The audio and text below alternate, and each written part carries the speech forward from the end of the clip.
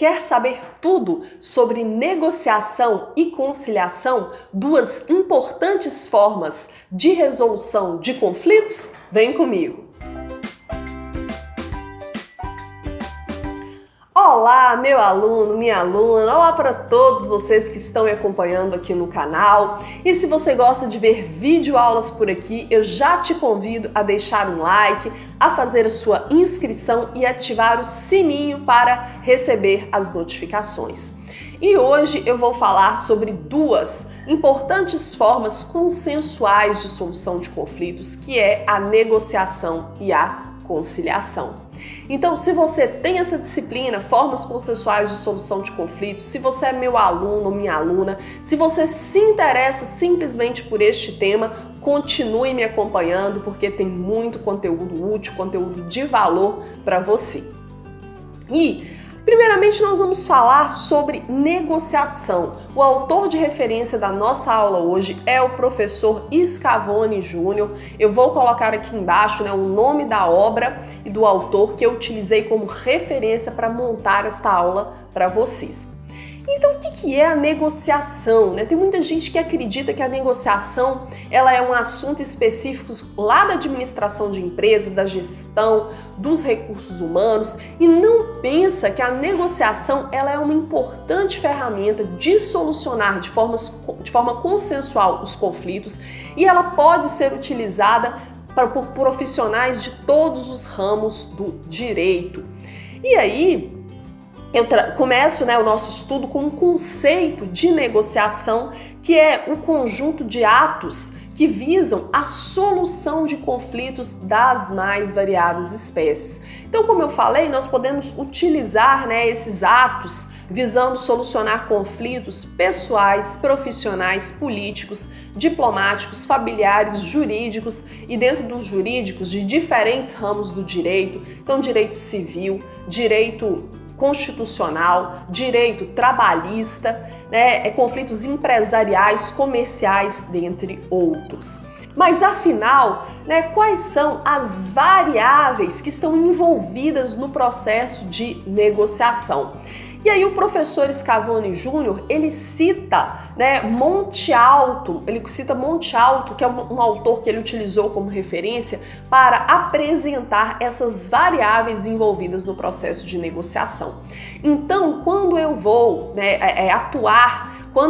atuar em uma negociação, quando eu vou executar esse conjunto de atos que visam a solução favorável para um conflito, que visam a obtenção de um acordo, eu preciso considerar três diferentes variáveis. São elas a informação, o tempo e o poder. O que é informação? Quando você está envolvido em uma negociação, seja na condição de advogado, seja na condição de conciliador, seja na condição de parte, em qualquer negociação no qual você está envolvido, é preciso levantar o maior número possível de informações sobre as pessoas envolvidas no conflito. Então, vamos supor que você está tentando buscar um consenso a respeito de um pedido de alimentos de uma cliente sua, você é advogado ou advogada, então você quer buscar de forma consensual, estabelecer um acordo de alimentos em relação à parte contrária, que é o pai do filho da sua cliente. Então você vai procurar saber, por exemplo, o que esse sujeito faz da vida, se ele trabalha, se ele é servidor público, se ele é autônomo, se ele trabalha com vínculo empregatício em uma determinada empresa, se ele tem outros filhos, se ele já está ajudando ela de alguma forma, seja com dinheiro, seja com uma compra de supermercado, se tem outras pessoas da família dele que ajudam a criança, se ele está manifestando interesse, vontade em cumprir o seu papel de pai, que é conviver com essa criança, independente do conflito existente com a mãe. Então você reúne o maior número possível de informações sobre os envolvidos na negociação. Da mesma forma, se existe um conflito relacionado ao direito do consumidor, você precisa levantar informações informações, por exemplo, sobre a empresa ou sobre o prestador de serviços envolvido. Então, se é uma empresa já consolidada no mercado, se é uma empresa que costuma cumprir acordos anteriores, se é uma empresa que, de um modo geral, ela respeita os direitos básicos do consumidor. Então, a informação tem a ver com você reunir o maior número possível, né, de informações que você tiver sobre os envolvidos no conflito. O tempo tem a ver com você descobrir se as pessoas envolvidas em um conflito, elas podem ou não esperar, né, por muito tempo para ter aquele conflito solucionado. A gente sabe que hoje as formas consensuais de solução de conflitos, elas representam uma importante ferramenta de acesso à justiça, né? Elas são uma verdadeira alternativa a você judicializar tudo, a você levar tudo para o poder judiciário para ser resolvido. Aliás, eu já gravei uma aula completa sobre as principais formas consensuais de solução de conflitos. Vou colocar aqui embaixo o link, né? Vai aparecer aqui para você assistir. Então, será que essa pessoa pode esperar por um processo judicial que muitas vezes ele é mais demorado? Ou será que ela tem pressa em solucionar o conflito? Ela teria uma boa vontade maior para fazer um acordo, já que ela não pode esperar? Ou será que ela não está disposta a fazer acordo de jeito nenhum e está disposta a esperar o tempo que for necessário para aquele conflito ser solucionado de uma outra forma, não consensual? Então, o tempo é o que o tempo representa para essa pessoa. Se ela está disposta a esperar, se ela não está, se ela gosta de solucionar os conflitos de forma rápida, se ela tende a esperar que o poder judiciário solucione aquele conflito, então ela não se dispõe aí a usar os meios consensuais que hoje têm prioridade sobre as demandas, né, judiciais tradicionais. Então, o tempo é uma outra variável importante na negociação. Temos ainda o poder. O poder é muitas vezes uma coisa sutil que você precisa de um tempo maior para poder perceber nas relações conflituosas. O poder tem a ver com a influência que uma parte exerce sobre a outra e que é determinante para que essa negociação ela seja ou não bem sucedida. Então, por exemplo, em uma ação de divórcio, né, uma mulher ou um marido, né, uma esposa ou um esposo que ainda nutre sentimentos pela outra parte, né, em um divórcio não consensual, ele tende a se posicionar de uma forma diferente diante de uma eventual possibilidade de acordo do que se aqueles sentimentos não tivessem envolvidos. Um processo trabalhista, né? Uma pessoa que às vezes ela foi demitida sem justa causa, mas ela tem aí medo, né, de não fazer um acordo e ser prejudicada em empregos futuros por conta daquela postura em relação a um processo judicial em uma empresa trabalhista, ela tende a agir de uma forma diferente do que se ela, por exemplo, não tem nenhum temor em relação às possibilidades do mercado.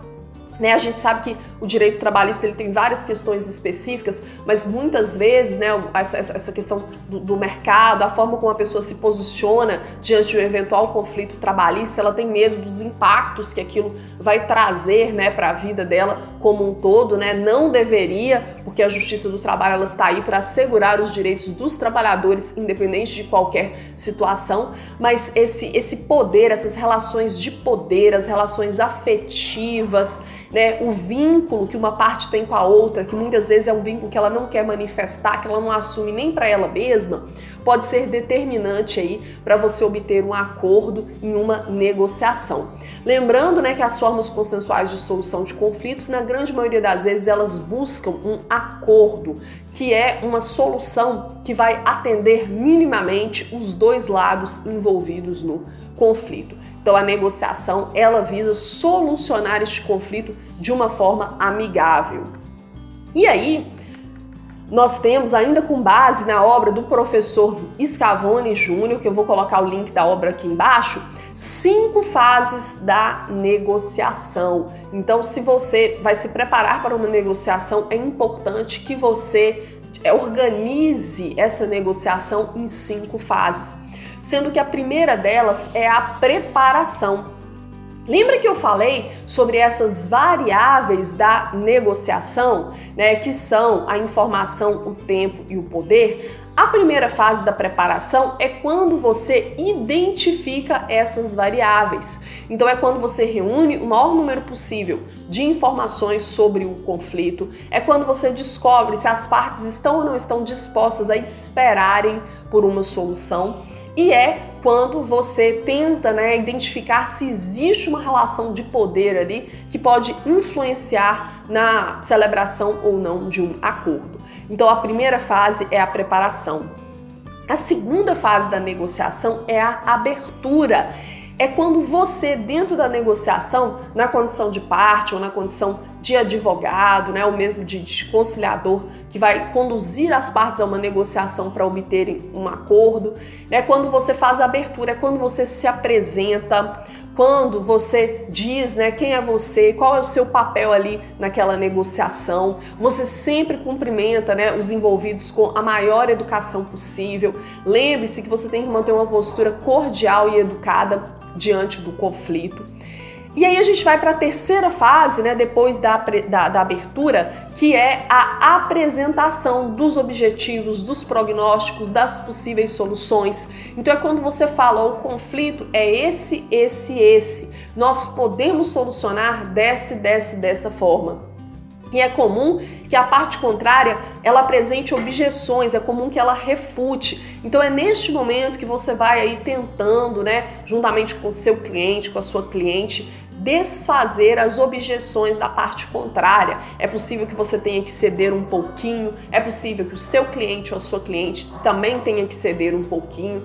Então nós estamos falando do momento, em que a negociação ela se desenrola e que são apresentados aí possíveis desfechos para o caso. A quarta fase, é o esclarecimento. Então, uma vez que a parte contrária apresentou objeções, que ela disse com o que ela concorda, o que ela não concorda, é o momento de você esclarecer eventuais pendências, eventuais dúvidas, que podem surgir aí neste processo. E se tudo correr bem, nós temos a quinta e última fase, que é quando você consegue o acordo, é a obtenção da transação nesta negociação. E aí, durante a negociação, gente, valem aquelas regras básicas de convivência humana, que são a educação, a simpatia, o respeito, sorrir, conduzir as coisas de uma forma leve, tratar a pessoa pelo nome. Então, tem muita gente, que não gosta de ser chamado por apelido, não invente de abreviar o nome da pessoa, de chamá-la por um diminutivo, a não ser que ela peça. Então você começa chamando a pessoa pelo nome. Se você nota que tem um apelido, que todo mundo chama essa pessoa pelo apelido, você pergunta, Vamos supor que o rapaz chame Paulo e todo mundo chame ele de Paulinho. Você começa chamando ele de Paulo e você pode perguntar: olha, eu posso te chamar de Paulinho? Eu vi que as pessoas te chamam assim. Mas sempre da forma mais respeitosa possível. Lembrando, que as pessoas que são travestis e transexuais, elas possuem um nome social, que é como elas gostam de ser chamadas. Então, no caso dessas pessoas, você sempre que possível, você tem que identificá-las e chamá-la pelo nome social. A gente sabe que aí já existem até normas que garantem esses direitos para essas pessoas. Então, chamá-las pelo nome social e, no mais, tratar a pessoa com educação, com respeito, com cordialidade, independente de qualquer tipo de discriminação. Por fim, nós vamos falar sobre o rapport. O que é o rapport? É uma palavra de origem francesa que significa o estabelecimento de confiança, por meio da empatia. É quando você busca pontos em comum com a outra pessoa que está envolvida na negociação, levando ela a confiar em você. Então, você pode, por exemplo, mencionar, que você torce para o mesmo time que a pessoa, logicamente, se for verdade, Se a pessoa é mãe e você é mãe, você pode comentar que vocês têm um ponto em comum. Às vezes um curso que ambos fizeram. O rapport, ele também pode se dar por meio do espelhamento. Então você sutilmente reproduz aí os gestos da outra pessoa, para vocês criar essa relação de confiança que favorece a negociação. Lembrando que o rapport deve ser sempre utilizado de forma ética. Como eu falei, não é para você inventar pontos em comum para criar uma confiança da outra pessoa com você, não. É sempre, para você realmente identificar esses esses elementos em comum para que a negociação flua. Então, gente, esses são os pontos principais, né? Eu recomendo que você faça a leitura completa das orientações sobre negociação em obras específicas que tratam deste tema. A que eu usei para preparar a aula, eu vou colocar aqui embaixo, né? A negociação, ela é uma das muitas formas consensuais de solução de conflitos que nós estamos aos poucos estudando, ok? E agora nós vamos para uma outra forma consensual de solução de conflitos, talvez a mais utilizada hoje, que é a conciliação. A conciliação é quando as partes, conduzidas por um terceiro imparcial, que é o conciliador, é quando as partes, elas buscam aí, com o auxílio deste conciliador, a obtenção de um acordo para um conflito. E a conciliação, ela pode ser utilizada tanto extrajudicialmente, fora do poder judiciário. Por exemplo, um advogado ele pode celebrar uma conciliação em seu escritório, convidando a outra parte envolvida no conflito com o seu cliente para comparecer lá, logicamente sempre acompanhada por advogado. Nós entendemos, que o advogado é essencial para a justiça. E essa conciliação ela pode ocorrer já no âmbito do Poder Judiciário. Ela é geralmente o primeiro ato, que ocorre dentro de um processo, é a primeira audiência, essa audiência voltada para a conciliação. Então a conciliação é quando as duas ou mais pessoas envolvidas em um conflito, com o auxílio de um terceiro imparcial, que é o conciliador, tentam obter um acordo. E o conciliador, ele é uma pessoa ativa, que ele vai oferecer possíveis soluções, Ele vai apaziguar os ânimos das partes, ele vai esclarecer sobre o procedimento, ele vai mostrar, quais são aí os benefícios da obtenção de um acordo. Qual é a legislação hoje que traz a previsão da conciliação para nós? Nós temos o nosso novo Código de Processo Civil, que é a Lei 13.105 de 2015, no artigo 165 a 175. Então ele fala sobre a criação dos centros, judiciários de solução de conflitos, que existem no âmbito do Poder Judiciário, e sobre o procedimento da conciliação e também da mediação, que é uma outra forma de solução de conflitos que nós falaremos em aulas futuras. A Lei dos Juizados Especiais, a Lei 9.099 de 95, no artigo 21 a 26, ela fala sobre essa conciliação, Lembrando que a primeira audiência que é marcada em um processo é a audiência de tentativa de conciliação. Então eu vou colocar o link aqui embaixo da Lei dos Juizados Especiais e do Código de Processo Civil. Por favor, faça uma leitura detalhada desses artigos. Eu ainda vou gravar aulas específicas sobre a conciliação e a mediação no novo Código de Processo Civil, sobre a Lei dos Juizados Especiais. Também vou gravar uma videoaula específica, mas por hora façam esta leitura. E tanto a conciliação quanto a mediação, elas têm alguns princípios, alguns princípios do direito que regem. Por exemplo, a independência, a imparcialidade, a autonomia de vontade, a confidencialidade, a oralidade, a informalidade e a decisão informada.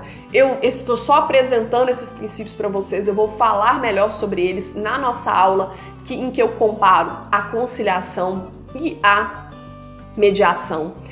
E aí eu tomo como referência para essa primeira aula nossa sobre conciliação a obra da professora Fernanda Tartucci, uma grande civilista. Vou colocar aqui o nome da obra, e o nome desta autora para que vocês tenham, como a referência dessa aula. E aí ela tem um artigo neste livro que eu vou colocar aqui embaixo, que ela fala sobre a conciliação em juízo, o que é e o que não é conciliar.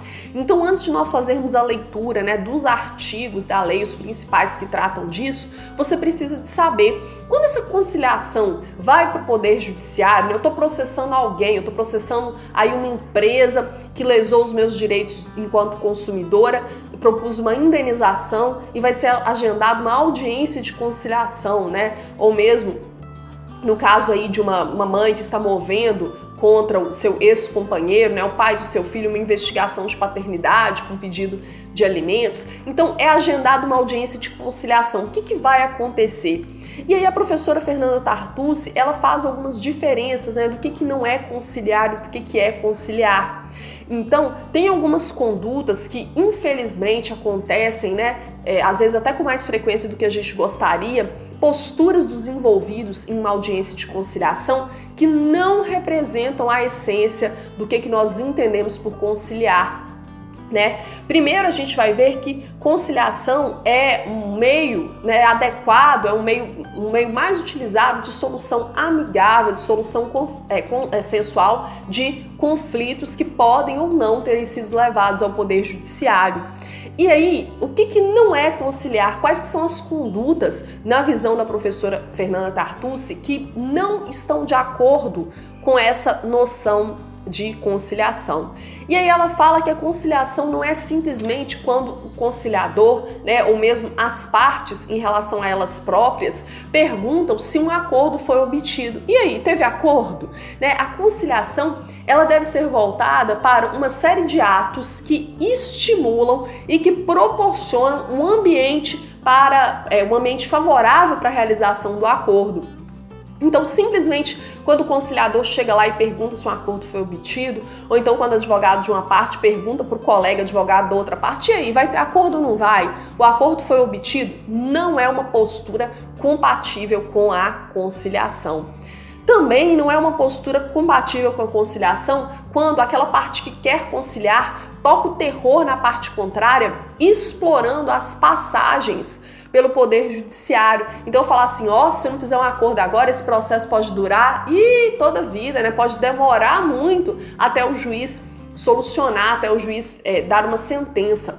É claro, gente, que a gente sabe que os processos judiciais, infelizmente, eles são muito lentos, né? A gente tem hoje um problema de estrutura, de número de servidores insuficientes, volume de processos muito grandes, volume de juízes insuficientes para atender as demandas do Poder Judiciário. Só que isso não quer dizer que você vai, para forçar a parte a fazer um acordo, explorar as desvantagens daquele processo ser julgado pelo juiz, pelo Poder Judiciário. Não é adequado, não é uma postura compatível com a conciliação. Também não é compatível, né, com a conduta de conciliação, de acordo com a professora Fernanda Tartucci, você intimidar e pressionar, né, falar assim, se você não fizer esse acordo pode ser muito pior, hein? Vai que o juiz entende que você não merece nada do que você está pedindo. Isso também não é uma postura compatível com a figura do conciliador ou das pessoas que estão envolvidas em uma conciliação. Também o conciliador, principalmente, não pode pré-julgar, não pode comprometer a parcialidade, né? Se você é meu aluno ou minha aluna, está fazendo um estágio, enquanto conciliador, você não pode simplesmente dar a entender que a parte contrária, uma das partes, né, que não é a parte contrária, mas tem mais razão, ou que geralmente o juiz entende daquele jeito mesmo, né? Não são condutas compatíveis com a conciliação. Como não é compatível com a conciliação você forçar um acordo. E aí, já que essas não são condutas, né, compatíveis com a conciliação, o que a professora Fernanda Tartucci fala, né, que o conciliador ele deve ter para que ele tenha uma postura compatível com a conciliação? Então, o conciliador, a pessoa que está na posição de conciliador, ele tem que participar vivamente da conciliação. Ele tem que, sempre que possível, aproximar os envolvidos. Então, tentar aí apresentar os interesses de um, apresentar os interesses de outro, buscar pontos em comum com o interesse de ambas as partes. Então, o conciliador, ele faz isso. O conciliador, ele colabora para a identificação dos interesses, né? Você quer que o conflito seja solucionado, você também quer. Então, vamos cada parte ceder um pouquinho para a gente visar, para a gente obter, né, um acordo que agrade minimamente os dois lados. O conciliador ele tem que ajudar a pensar em soluções criativas, né, para poder atender às demandas do conflito. Então, às vezes, existe uma alternativa que as partes elas não estavam pensando, né, para obter essa conciliação. O conciliador tem que estimular as partes a serem flexíveis, né? Ele pode apresentar sugestões para a solução daquele conflito. Vamos supor que uma mãe e um pedido de alimentos, ela está pedindo aí para o seu filho ou para sua filha um salário mínimo, e a parte contrária alega que um salário mínimo é muito, que ela não pode pagar. Então o conciliador pode tentar aí apresentar um meio termo entre este valor, por exemplo, 70%, né, 80%, de forma que se ambas as partes cederem um pouquinho, né, a gente consegue obter um acordo. Então o conciliador ele estimula essa flexibilidade propondo soluções. Nós ainda teremos uma outra aula em que nós vamos falar sobre a conciliação e sobre a mediação, né, essas duas importantes formas de solução de conflitos, mas em um primeiro momento é isso que vocês precisam saber sobre negociação e sobre a conciliação. Sobre conciliação é uma aula mais introdutória, então deixa aqui embaixo a sua dúvida, a sua pergunta, na medida do possível eu vou responder a todos. Lembrando que os meus alunos de cursos presenciais ou online, eles têm prioridade na hora de ter as suas dúvidas solucionadas. Então, se você quer ver mais videoaulas por aqui, comenta a hashtag videoaulas, porque nós vamos seguir aí, né, produzindo conteúdos de qualidade para atender vocês. Essa aula não substitui uma leitura detalhada de um capítulo de um livro sobre tema, é só mesmo para aproximar vocês deste conceito básico. Um grande abraço e até mais!